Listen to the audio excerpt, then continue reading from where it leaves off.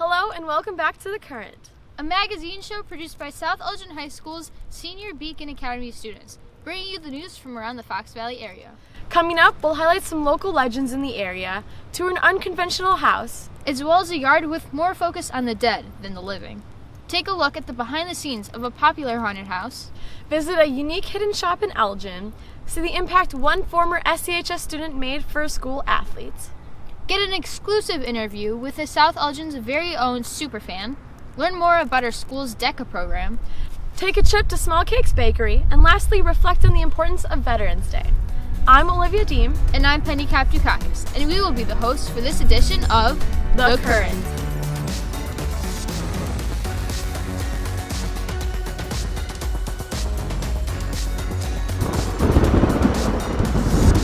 To start us off, we'll take a look at some local hotspots for supernatural tales and activity. Although the following are places you might see every day, these are the top 3 haunted local legends in your area. Built on the old burial grounds of a former cemetery, Channing Memorial Elementary is known for its paranormal activity. We talked with Mrs. Melendez, and she told us about her first supernatural experience in the first month of her new job. I stayed late on a Friday till about 6 o'clock. The clock started making some noise, just someone starts banging, bang, bang, bang on the wall. Like, I don't like you, who are you, lady, get out. Then the next year, the paranormal continued. We're doing a lockdown drill and I had an Elgin police officer with me. I go to the third room, I see a bright light. So there was a little boy at the laptop, blonde hair, red polo shirt, and khaki pants. After the unusual encounter, she tracked down the teacher to question why a child would have been misbehaving during the drill. She goes, stop. She goes, there were no children in my classroom. After all of Mrs. Melendez's supernatural experiences, what makes her return every day? It doesn't bother me to come to work and know that this is our history. What was exciting is just what the work that I did to do with the real kids. Number 2, Munger Road. I don't know if I necessarily believe in ghosts, but I will say that there is absolutely something creepy about Munger Road. The legend of Munger Road entails that at some point, a school bus full of kids was crossing over the train tracks when it stalled out and a train hit the bus, leaving no survivors. Nowadays, if you go out to Munger Road at night and you spread baby powder or flour on the bumper of your car and you park on Munger Road, leave your car in neutral, that after a few moments your car will actually get pushed off the train tracks, and when you get outside and look at the bumper of your car, you'll see little handprints, and I guess that's supposedly supposed to be, the kids that were in the school bus basically trying to save you from the same fate that they suffered, decades ago. But why would so many people attempt this dangerous feat? Because I think we're all looking for a little bit of escapism, just from our generally regular, usual lives. Number 3, Ellis Middle School. The other one is Emmy Ellis, who is the building's named after. Born in England, Emmy Ellis moved to Elgin, Illinois to become a drama teacher. After she passed, the middle school was named in remembrance of her. There's a picture in front of the building. If you see the eyes move, follow you around, if you feel wind, that's Emmy following you. Stories of a woman in a white lace dress who haunts the back hallways of the school auditorium are rumored to be Emmy herself. So I've heard stories, but it was not going to stop me from taking this job. If all these local areas that we know so well could have such a paranormal history, who knows? Maybe South Elgin just might have the same. From The Current, I'm Olivia Deem. We had the opportunity to visit several unusual schools, but this one, well, you'll have to see it for yourself. Here's PJ Spitzer with more info. Here at Malta Grade School in Malta, Illinois, what you would think is the home to some type of mascot, but actually, it's the home to the Holbrook family. My name is Josh Holbrook, and I like school so much that I now live in a school. Josh Holbrook, his wife, and 3 kids bought a school 3 years ago and converted it into their house. You'd think that 39,000 square feet would be a surplus of space for the average person, but for the Holbrooks, they managed to fill it all up. Well, for a long time, I was looking online to try to find some kind of a neat building, maybe a church or a school or something industrial to turn into a house. I kind of like the idea of that, and it just happened, and everything just fell right into place. With the purchase of the school and the renovation into his house, you begin to question, what does his friends and family think? A lot of my friends thought it was really cool when they heard we bought the school and said it was, one of the coolest things ever. In the school, each room has been assigned their own theme. We have the movie theater, the Zen room, pop culture collection room, gaming room, and an entire gym with a stage, trampoline, and bouncy house. Around town, they still call it Malta Elementary School, but I've called it Holbrook University. And my slogan is, we'll teach you everything we know. Imagine having a bedroom as the size of an entire classroom. And with Mrs. Holbrook being an artist, just imagine all the possibilities of how to customize her walls. One of his most prized possessions is from the movie The Big White, starring Robin Williams, which is a screen-used prop of a frozen body which is now put on for display in his pop culture room. As if living in Holbrook University wasn't enough, Josh has been approved to create a pizza place in his house, appropriately named Old School Pizza. Opening in December, this restaurant is topped with memorabilia spanning from the 50s all the way to present day. They serve thin and deep dish pizza, chips and dip, fries, onion rings, and more. For Josh, this is more than just a pizza place. I like to have something where kids get out of school, they can come and play some video games and eat some pizza, and it doesn't matter if you're 80 years old or if you're 10 years old, there's something you can look at in there and go, I like that, Old School Pizza is going to be opening this December. Make sure to get your slice of pizza ASAP. I know I will. For the Holbrook family, school is always in session. But for this next one, anatomy seems to be the lesson of the day.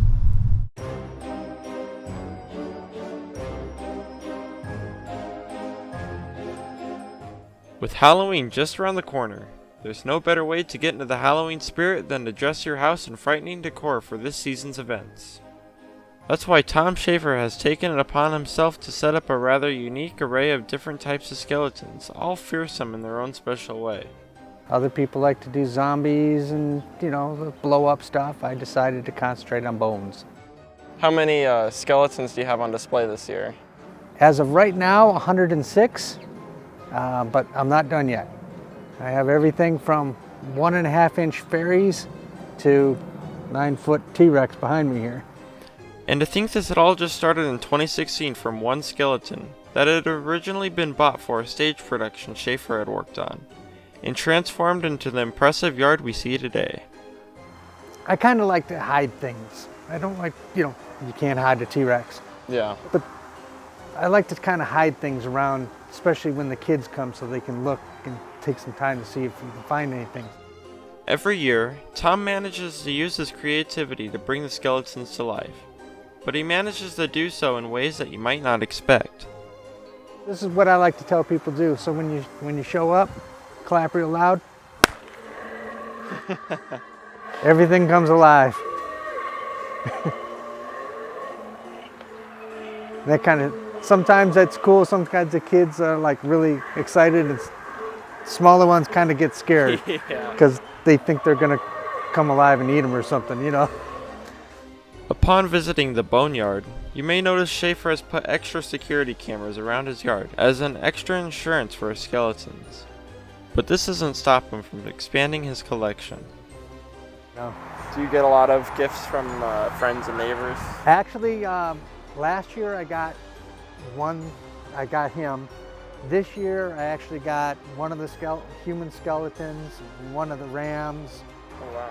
and the very small dragon that's out front. People gave me. And so if anybody wants to give me some more, I could use them. Tom usually puts up his display sometime in September and leaves it all up until November 1st, where he takes down all his skeleton friends and puts them away for the next year. Every year I get a bigger kick out of it, watching people come by and see how their reaction is, and it gives me more motivation to do more stuff. And my neighbor over there, in fact, came over with his children, and he said, this is very nice. If you need to expand, you can. So that big section of land over there, next year, is going to be incorporated into this. I already got plans. While this is the 4th time they've put up their display, they don't plan on stopping anytime soon. I'm Jack Huxett with The Current. Here in the Elgin area, a popular fall festivity is going to haunted houses. But what does it take to run such a production? Let's send it to Maya Kedger. I'm here at Evil Intentions to see if I got what it takes to get through it. Let's go find out. I met up with manager and actor Brockton Pamakala at Elgin's very own abandoned casket company and haunted house, Evil Intentions. For first-timers, Brock provides some insight on getting the best of their haunted house experience. We tell them our actors are trained to treat groups like a sandwich. So when you look at a sandwich, what is your favorite part? It's the middle of the sandwich, not the ends. So if you're terrified, do not be in the middle of the group. If you're the type of person that walks through the haunted house that loves those jump scares and be startled and laugh and have a good time, you're in the front. Those are what we hit you hard up front. What makes this place so unique is all the detail that goes into making such a spooky atmosphere, from iconic characters like Chuckles, the Doctor, Linus, Horsey, and so many more. Some of our masks are purchased through vendors. We get them all custom made. We don't buy anything off the shelves, or we make them ourselves. Everything you see here is authentic and unique. There is no identical master costumes in our hunt that you will ever find in stores. We're very actor-oriented here. We have no animatronics. So we build the hunt for our actors, and the actors help us with ideas on what to build for them. Some of these rooms include the witch shack, the prison, the schoolhouse, the asylum, the black church, and tons of other spooky surprises. So everybody has their own fear, if it's eyesight or through scent. We have actors in other haunts too that spray themselves with different scents, to anywhere from cotton candy to raw sewage. And so scent is a fear of people too that disrupts them. So it's not just always being jumping scared, it's feeling dirty, it's feeling overwhelmed, it's feeling anxiety. So different rooms play to those different senses. That's why people go to these haunted houses. They crave the fear and adrenaline from it, just as much as they do from roller coasters or skydiving. There has also been some possible paranormal activity. That's right, gang. So much that there is ghost hunting in the off-season. Unexplained things like hearing unknown voices, mannequins that were screwed down had fallen, breezes felt in rooms without any windows, and even unexplained touching. Although a skeptic, Brock has some unexplainable experiences himself. I was sitting on one of our barrels with my flashlight because we had some people freak out in the room, so we were like, all right, let's see what's going on. I had my flashlight that had, it's not this one, it's a different one that had the little string on it, and I was holding it like this, and all of a sudden, my flashlight went like this, and my string was swinging. Nobody was around me, I was there by myself. I don't know, I can't tell you, but majority of the time, we're so used to it, like none of this scares me. And like people walk through, I'm like, yeah, it's whatever, it's nothing. It's because I put it together, we put it together. But there are some times where even though you put it together, you don't want to be in that room. Part of the attraction is also the actual artifacts from the casket company at the very end. This is probably the creepiest thing we have. What you see there are remains from a body being shipped from Greece over to the United States before they got buried. This was an actual shipping coffin. Yes, there was a real body in that. No wonder this place is haunted. Make sure to visit Evil Intentions before the season is over. Maya Kedger, The Current. Not all witchcraft has to have evil intentions. Let's go to Natalia for a look at a little hidden shop in Elgin. We firmly believe that when people are ready to find us, they'll find us. My name is Beth. My friends call me Feather. Married to Shay, we own the Gypsy Haven. The actual brick and mortar, meaning the store itself, been in this particular location going on 3 years, but I started downtown Elgin for 3 years. So going on 6 years, we've actually had the roof over our head. I really, really wanted a place where people could come and feel like they were home and actually shop. Because again, I really pride myself in trying to be that one-stop shop. When somebody comes in, we have everything that you're possibly looking for. But I would really, really like to expand on floor space for more educational. 95% of the people are new, curious, and learning. Trendy people don't really come in mass busloads. It's people that actually want to start making changes in their life. We cannot defy physics, okay? We separate nature versus nurture. We say bye-bye nurture, we get back to nature. We heighten our strengths, we work on our challenges, so we become happy and healthy, and once those two are achieved, then we can become helpful. Because our ultimate goal is to help other people. Because it's a really big thing that if you're not happy with this, meaning your exterior world, you make changes here, this changes. It's really creepy cool how it works, but it works. We understand this because we've been doing this for a long time. And again, because so many people are new to the idea, to the concept that change can actually happen. I actually have the power to change things. Yeah. And a lot of people, even when they hear that, they get excited. Because they're like, I'm actually powerful? Yeah, you are. You just don't realize what your power is. We don't go out, we don't try to convert. But I cannot force somebody to come here either. I'm not gonna go out and try to convince you that you should come to my shop and talk to me so we can talk and you have a new way of thinking. That's not it. You have to take, these people have to take the first step as to, you know what? Okay, I'm just gonna go in. Nobody's gonna try to hurt me, cast a spell on me, you know, make me pray to Satan or anything stupid like that. They just need to come in. I just want you to feel comfortable. If you just want to walk around, and just see what we have, then that's fine. But if you've got questions, ask. And it's so crazy because I have people that come up to me and say, I have such a stupid question. I feel so foolish. I'm like, baby, it's okay. Again, 95% of the people that walk through my door are just like you. Ask me. Ask. At SCHS, sports are a big part of our school culture.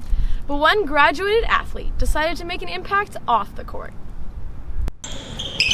Illinois schools were once perceived as being home to some of the toughest athletes in the nation. However, due to a decline in media attention, the state has lost that reputation. This motivated one South Elgin High School athlete to try and re-spark this conversation by trading this for this. Well, a newer camera, of course. The culture never really changed. It's just somebody came in with a camera and exposed it. So, the hype was always there. It's just the camera just spreads it. This is Derek Eccles, a former South Elgin High School basketball player who in his junior year founded Slow Shay, a sports media organization with the goal of bringing Illinois sports back to the level of media attention it had during the age of the Jordan Bulls by filming and posting highlight videos for social media. Started it back in 2017. I quit basketball, unfortunately, so I decided to find something that kept me close to sports. So I picked up the camera, sat on the baseline, and started filming my boys. During my conversation with him, he told me again and again that he felt Chicago and surrounding suburbs like South Elgin lacked the exposure that they deserved.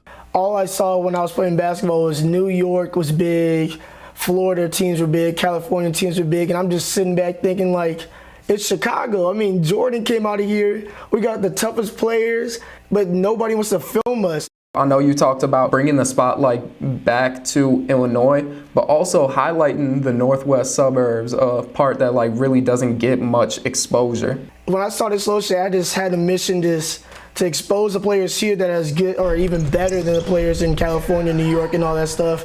And I just knew that should be on display. While Derek is currently attending Mississippi State University, it's posts like these and the fact that he's already recruited local Illinois filmers that show his dedication towards his goal of giving Illinois its second wind in terms of media, and why some feel that he's already made a difference in this sports community. He did such a great job of showcasing not just this school and the school that he went to, but the whole area. It helped our area get some pride. Having that media outlet for these kids was huge, and I think it's only going to grow. I think there's still so many opportunities for kids in this area. We just got to get recognition, and Derek's idea was to start that process, and I think if somebody can continue that in the area, it's going to continue to grow, and we'll start to get noticed. Spotlight it hasn't been there for the longest, but now I feel like it's up there with this camera stuff. Derek says that his ultimate goal is to become a sports media director at a school or university, but he assured me that he doesn't plan to stop filming around the Chicago or Mississippi area anytime soon. Which means, if that's the case, then sports fans better get used to crowds like this saying, "Shout out Slow Shay!" Reporting from South Elgin, Illinois, I'm Daryl Barnes. Although that South Elgin alumni made a difference, here's a current student making a difference right now. With the football season coming to an end, we were able to interview Jessie McAuliffe, one of the superfans here at South Elgin High School, to find out about her experience. Being a superfan is so fun, but it's also very hard because I'm relying on a lot of people, but it's a really fun thing and it gets everyone very excited, and it's a good thing for the football players, and I think it brings a whole different aspect to the football games. Jessie says that the most rewarding part of being a superfan is the community it creates within the school.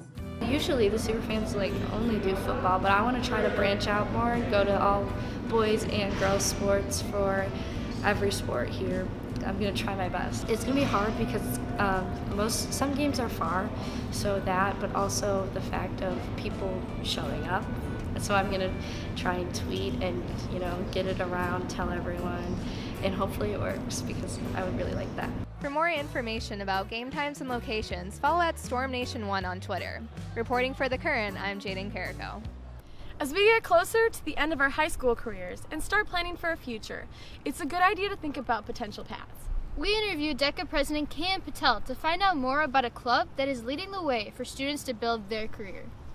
As college quickly approaches and students have to decide where they want to go and what they want to do, choosing a major can be one of, if not the most important decisions someone makes in their lives. I got a chance to speak with Cam Patel, the president of DECA here at South Elgin High School, who says that this club will not only help you decide a major in college, but will potentially look great on your application as well. DECA is a business club that helps young people who are interested in business, help them experience the business world and make them become responsible and young leaders in what they want to do in the business world. You don't need to take a business class, it's just walk in and join, and if you don't know anything, it's going to be hard for you first year, but after that, once you get a know of what you want to do, it'll be kind of easier because you obviously know what you want to do. Last year was my first year, and I did the marketing event with my friend, and I kind of learned how they market stuff and how businesses, how they do everything, the big process. It's kind of like how they do it and how much time and effort they put into different marketing techniques and all that, yeah. If you don't place at sectionals, placing at sectionals you have to get top 10 in one of your events. But if you don't place, you can do a written paper that is either the innovation plan, starting up your business, etc. And that automatically qualifies you for state. It doesn't have to. You just have to submit it before sectionals. And when you get to state, you do your principles, which is the one you did at sectionals, and you do your written paper. So it kind of works. So you have a cluster exam. There used to be an econ exam, but they got rid of it this year. So you only have a cluster exam, and then you have 2 role plays. A role play is they give you, they tape down a situation sheet, and you read the situation. You have 10 minutes to prepare what you're gonna say to the judge, and the role plays honestly. So I did the marketing event, and one of my role plays last year was how would you market this thing? So you give them. You say how would you market it and how it would get customers to come see it. DECA's helped me because I didn't know what I wanted to major in when I'm going to college, and now I realized I wanted to do something into business because I was in programming and health classes, and it didn't really seem what I wanted to do. So I joined DECA and I took accounting last year, and it kind of made me want to do a business major.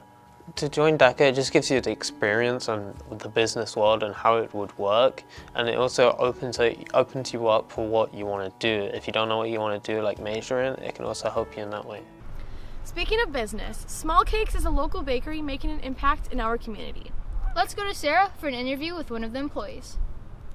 We've had the opportunity to interview Gianna, a student from South Elgin who works at Small Cakes, which is a very popular cupcake bakery in the Arboretum in South Barrington. At Small Cakes, my official title is front counter service member, and I also decorate cupcakes. Our ice cream that we sell, and just overall busy in store, but then we also do orders for cakes and cupcakes, so for that, probably Christmas time. So, like I said, we have 16 standard flavors that we have every day, and then we also do 3 specials. So each day of the week, there are different specials, and those change monthly. And then if customers wanted to pre-order cupcakes, they can pretty much order whatever flavor that they want, and we can do our best to recreate it for them. For Halloween designs that customers can pre-order, and they can also order those designs on cakes, mini cupcakes, whatever they please.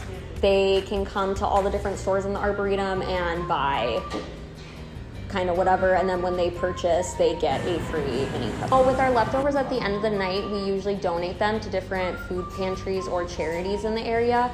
But if for some reason we aren't that day, we'll give them to local businesses around here in the Arboretum, or we'll kind of trade them in between stores. Make sure to visit Gianna at Small Cakes in South Barrington and try their fan favorites along with their Halloween specials. As we transition from the Halloween season to the season of gratitude and remembrance, it's important to take the time to thank and remember those who have and currently are serving to protect our country.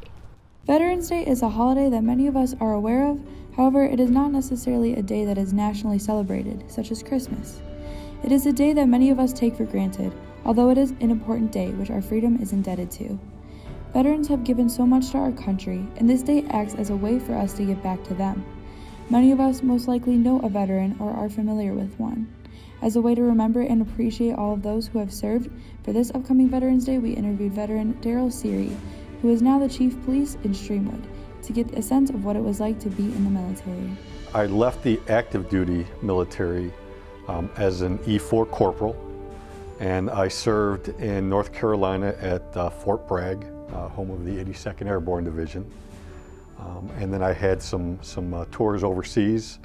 I served in Desert Shield, Desert Storm, and I also served in the Multinational Force and Observers, which is in the Sinai Peninsula between Israel and Egypt. I think growing up I always felt a sense of duty and a sense of pride in America. I knew I always wanted to serve my country in some capacity. It was definitely 4 years of very positive interactions, and then obviously I got to see a lot of the world that I never would have seen, and a lot of good mentors, a lot of leaders that I still think about and reflect on to this day. My entire service, I think I'm very proud of and is memorable. I am a big proponent of the military, having served. I believe the sense of duty and the civic pride that it can instill, I think does wonders for somebody, especially if somebody's kind of still on the fence of what they want to do with their life and need some direction. It is a great place to find that. More of us should pay our respects to those who have served for our country, and one simple way to do this can involve visiting memorials for veterans. Specifically, the Veterans Memorial in Streamwood was designed by veterans in 1991. According to Billy Roth, the mayor of Streamwood, these veterans took it upon themselves to raise the money and design the memorial. The design revolves around 3 stars, with the main star being devoted to the 5 branches of service. The other 2 sub-stars are dedicated to women who have served, as well as prisoners of war. More recently, the Battlefield Cross and the War Dog were added to commemorate fallen soldiers and dogs that have played a role in the military. Overall, the memorial acts as a tribute to all those who have served for our country and reminds us of the importance of the different branches of service. On Veterans Day, Monday, November 11th at 11 a.m., there will be an annual flag ceremony held at the memorial. For more information, visit the Village of Streamwood's website at www.streamwood.org. Thanks for tuning in to this month's show. Be sure to come back next month for our December special. For The Current, I'm Olivia Deem. And I'm Penny Kaptukakis. Don't forget to have a great day.